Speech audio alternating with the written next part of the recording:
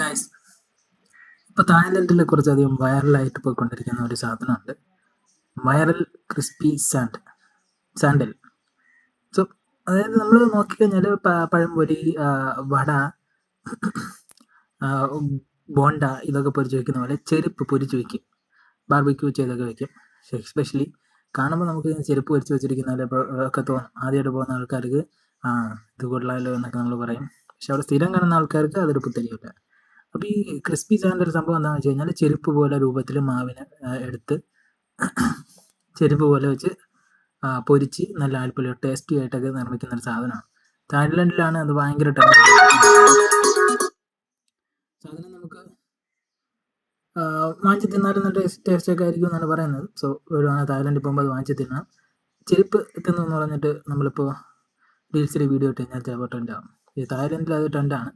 So എത്ര പേർക്ക് അറിയാമായിരുന്നു എന്നുള്ളത് ഉറപ്പായിട്ട് കമൻറ്റിൽ ലീവ് ചെയ്യുക.